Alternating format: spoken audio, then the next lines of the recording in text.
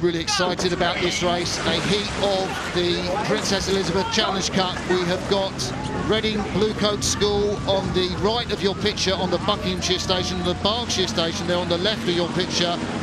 We have, I would say, the might of Woodrow Wilson High School, USA, but you know, there was a fantastic crowd gathered around Wilson High School, and they are the only publicly funded rowing school in Washington, Mark, which is an amazing achievement. They won the Stokesbury Cup this year, which is a big deal for any crew to win in US schoolboy rowing. And they have gone into a lead over Reading Bluecoat School early doors in this race. And this is always nerve-wracking, isn't it? You've got... It's kind of always nerve-wracking when you've got a foreign crew from America racing a local crew, because they've got no kind of form guide about what to expect, so you are kind of going into the unknown. And that's probably more nerve-wracking than when you know the crew that's sitting beside you. Absolutely. So this crew from Woodrow Wilson High School, it's interesting, one of the new stewards this year, one of your colleagues on the stewards is Akil Abdullah, and he was a Diamond Sculls winner in 2000, first Afro-American to compete in the Olympics, I think, in 2004.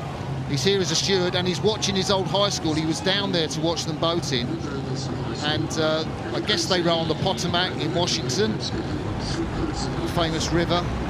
Reading Bluecoat hanging on to their tails. It's a pretty close race, to be honest. I think Wilson High School have done a good job early on, but Reading Bluecoat are really hanging on to their tails.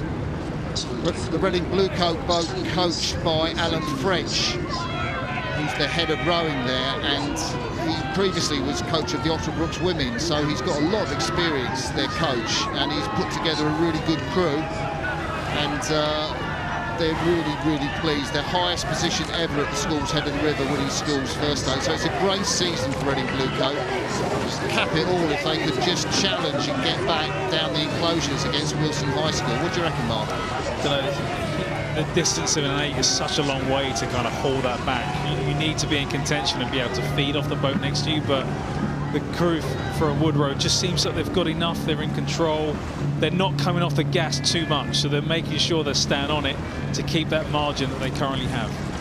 They call themselves the Tigers, Woodrow Wilson High School. You can see the tiger on the back of their rowing suits. It's a great logo, isn't it? Yeah, it is a great logo. I love that.